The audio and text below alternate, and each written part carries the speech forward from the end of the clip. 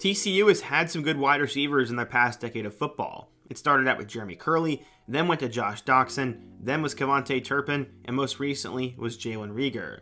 All four of those guys got a chance to play in the NFL and definitely made names for themselves while they were at TCU, but the subject of today's video could be better than all four of them, is pretty much locked to go in the first round of the 2023 NFL Draft, and you could argue is one of the best receivers in college football right now. In terms of his NFL potential, he may have more than anyone else in the country, and in today's video, we're going to take a look at his rise, go through his story, how he's done at TCU, and what I think will happen to him in the future. We're obviously talking about wide receiver Quentin Johnston, and we're going to tell his story, but before we do that, we're so close to 100K, so be sure to hit that subscribe button, leave a like if you want to support today's video, turn on notifications so you never miss when I upload, and let me know what player, topic, team, or situation I could cover next. Now, let's get started and talk about the insane rise of Quentin Johnston. It was extremely difficult to find information about Johnston's early years, but he apparently grew up in a military family, which helped make him the person he is today. Like a lot of players I talk about, they obviously took a liking to all sports, but specifically, he loved football. The kid was fast, athletic, and hardworking, so he played wide receiver and quickly blew up on the national scene. He pretty much had all the traits you were looking for in a big-time recruit, and that is why early on he was seen as a top 100 player. But he was very quiet, and many did not know where school stood in his recruitment. Many assumed he'd probably stay in the state of Texas. Despite having interest in multiple programs, one program in particular felt like home pretty early on. He said, quote, "Being that I'm from Temple is a small homey feel, and TCU resembles that a lot. So it's kind of like something I'm used to already." So it did look like TCU was an early frontrunner in his recruitment, but that's not how it would play out. Baylor was close to home, Texas was the most prestigious program in the state, and he loved Oklahoma, their tradition, and their wide receivers coach, so it wasn't like TCU was a lock by any means. In fact, the Horned Frogs lost the battle. He visited Texas and loved everything about the program. Add in the fact that his former teammate Jared Wiley was a Longhorn at the time, it made Texas a very intriguing option, and he later committed to them.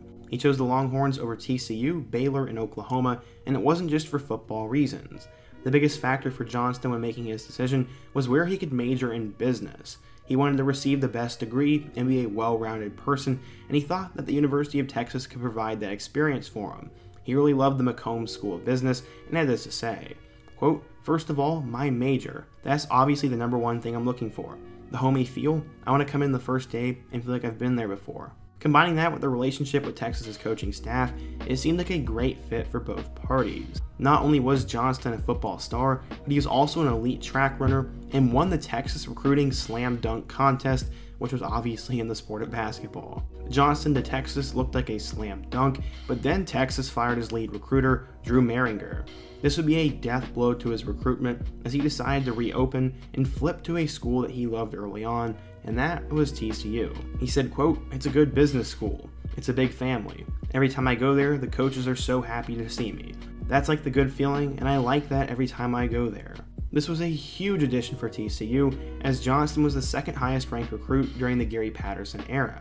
According to 24/7 Sports, Johnston was a 4-star recruit, the number 14 wide receiver, and the 71st best player in the class of 2020. So, how would he end up doing?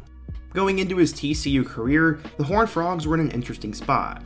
Max Duggan was the starting quarterback, they had 4 different running backs battling for the starting position, and you'd have to beat out more experienced receivers such as J.D. Spielman, Tay Barber, and Darius Davis. Johnston would end up becoming the best receiver on the team, and he'd pretty much show that from the beginning. In his first career game against Iowa State, he caught a touchdown pass on one of his 2 grabs. In week 2, they'd play against Texas, and this would come against the school he formerly committed to. In that game, he caught 3 passes for 70 yards.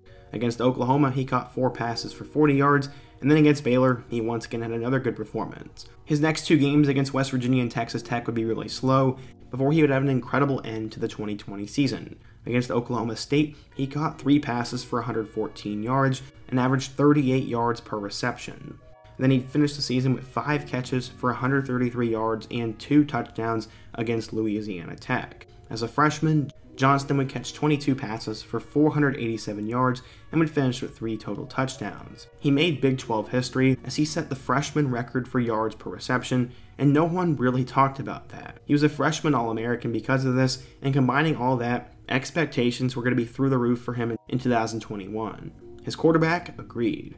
Max Duggan said, quote, "He's a super talented receiver as a freshman. He came in and didn't blink an eye.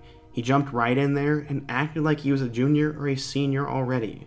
2021 would be pretty similar for him, as Zach Evans would become the star running back and Max Duggan and Chandler Morris were the two quarterbacks. In his first game against Duquesne, he caught 4 passes for 38 yards, and then in a 2-point victory over Cal, he had 5 catches for 95 yards and 2 touchdowns, and that set the tone for the remainder of the season. Flash forward to mid-October, and Johnston put his name on the NFL radar. Against the number 4 Oklahoma Sooners, Johnston caught 7 passes for 185 yards and 3 touchdowns, and torched that Sooner defense and made a SportsCenter top 10 catch. He didn't stop there though, as he went for over 100 yards the following week against West Virginia, and then had a statement game against Baylor. In that game, he had 5 catches for 142 yards and a touchdown, and people were starting to wonder just how good Johnston could be. Unfortunately, he battled injuries, as it did affect him for a good chunk of the season, as he missed 3 games and wasn't himself for a couple of those matchups as well. He ended up becoming a first-team All-Big 12 selection after he finished with 33 catches for 612 yards and 6 touchdowns. So far, he was on pace to be as good or better than players such as Doctson, Curley, and Reagor, and now the hype is unreal for him in 2022.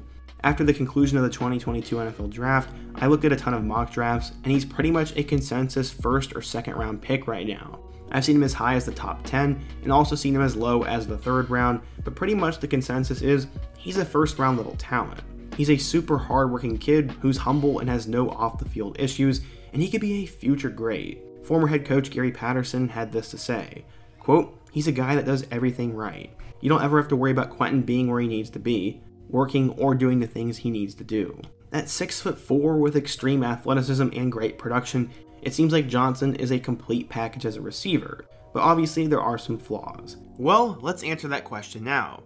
The previous few minutes of clips you heard were from a video I made this offseason, and let's talk about if he could put up those big numbers this year. The answer is yes. In his first game against Colorado, he catched 3 passes for 22 yards, before 2 more catches for 22 yards against Tarleton State. Not a great start, but also not a terrible start. Things really wouldn't pick up that much in the following 2 weeks, as he catched 3 passes against SMU, and then 4 against Oklahoma. Through 4 games, he only had 12 catches and didn't register a single touchdown, but lately, Johnston's been putting it together. It first came in a game against number 19 Kansas. In a battle of unbeatens, TCU would go on the road, and Johnston would catch a career-high 14 passes for 206 yards and a touchdown, and that touchdown he had was an eventual game-winning score, which was acrobatic. I don't know how he secured anyway. That gave TCU their 5th win of the season, and then the following week, he'd go off again. Against Oklahoma State, he'd catch 8 passes for 180 yards and a touchdown, and they would beat number 8 Oklahoma State in double overtime, and TCU was once again still undefeated. The next weekend against number 17 Kansas State, he'd catch 4 more catches for 74 yards and a score, and then he would score another touchdown against West Virginia. At this point, TCU had remained undefeated and were marching towards the college football playoff, but they would have to go on the road for a very difficult matchup against number 18 Texas. In this game, TCU got off to a slow start and ultimately only won by a touchdown, and Johnston had 3 catches for 66 yards and a touchdown. Johnston didn't play much of the Texas Tech game as he got injured, but he'll still at least have 3 opportunities to put up stats. This weekend, they go on the road to play against Baylor, which will be a very difficult game, and then they get Iowa State at home before they're in the Big 12 championship. If Johnston is still a big-time NFL draft prospect by the time he's in the bowl game, which he will, he'll have a decision to make as he may end up opting out. Right now, though, Johnston needs to be playing his best football, as TCU has a chance to go to the college football playoff. They're currently 10-0, and if they can just survive against Baylor and Iowa State, they could probably still get in with 1 loss, depending on what else happens around college football. But if they can win their next 3 games, they're going to the playoff, and Johnston's going in the first round. On the season, he has 45 catches for 716 yards and 5 touchdowns. Although those numbers have been somewhat disappointing compared to the hype, Johnston is literally the prototype player for an NFL receiver, and right now he's getting top 10 attention. He's been a big part in the rise of TCU football this year, will go down as one of the best receivers in school history, and will probably play on Sundays for a long time. Quentin Johnston is an insane player, and I hope you guys enjoyed today's video. If you did, be sure to leave a like. Let me know your thoughts on Johnston. Who is your favorite receiver in college football, and what player should I cover next? Be sure to let me know down below.